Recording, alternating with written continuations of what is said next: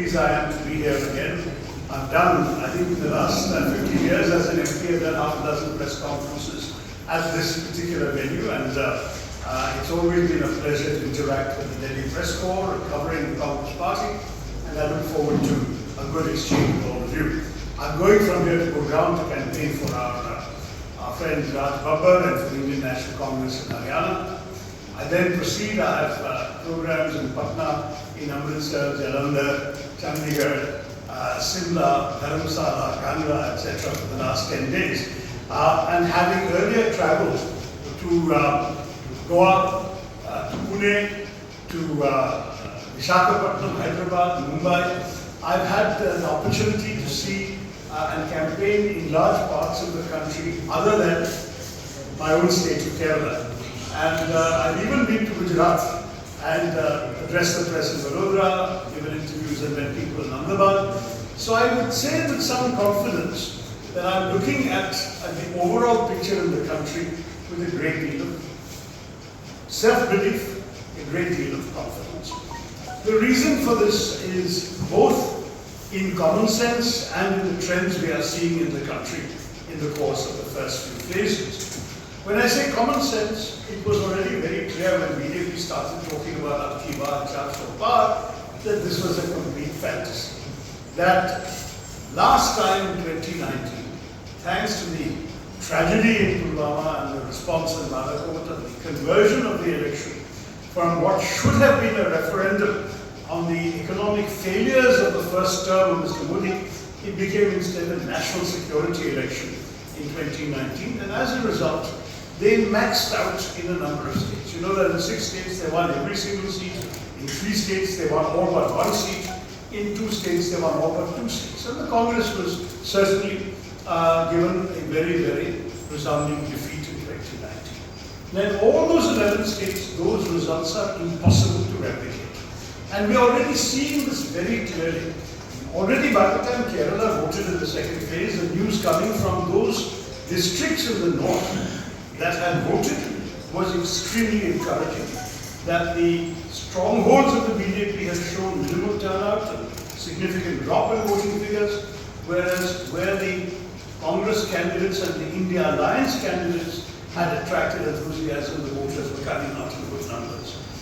Since then, since Kerala voted on the 26th of April, 3 more weeks have gone by, 3 more weeks have gone by, and what we are picking up, I must say, is a confirmation of this trend. And we can see this right across the board. Places like Rajasthan, Haryana, Madhya Pradesh, Chhattisgarh, and even Uttar Pradesh, we are definitely doing significantly better than last time. On top of that, what we're hearing out of Bihar, what we're hearing out of Bengal, what we're hearing even out of a couple of places in Gujarat is not good news for the government and the NDA.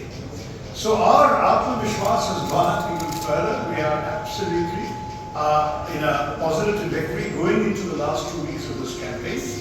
And I just want to say to all of you, the main purpose of this election is to change the government in Delhi. Of course, in our country, every election and every constituency is a combination of national issues and local issues. We fully understand it. But the overriding national picture is one of whether the individual voter is happy with what has been the experience of his family and himself in the last 10 years. And everywhere I go to campaign, I say to people, this election is about you.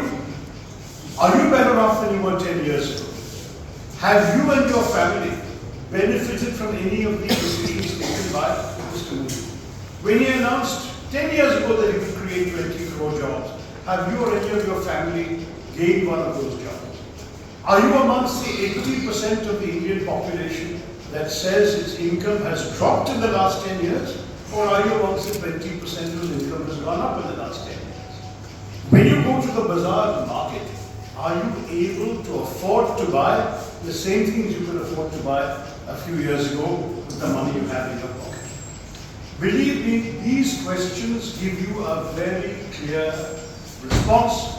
The voters are not experiencing any joy out of this kind of self-examination.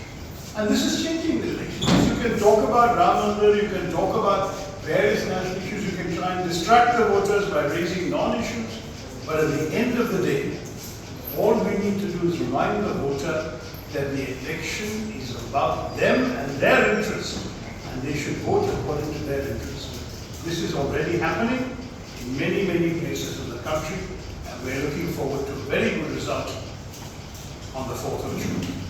तो मैं बाहर रुकूंगा और आप जो भी पूछना चाहते हैं most welcome. I just want to give those initial comments to all of you.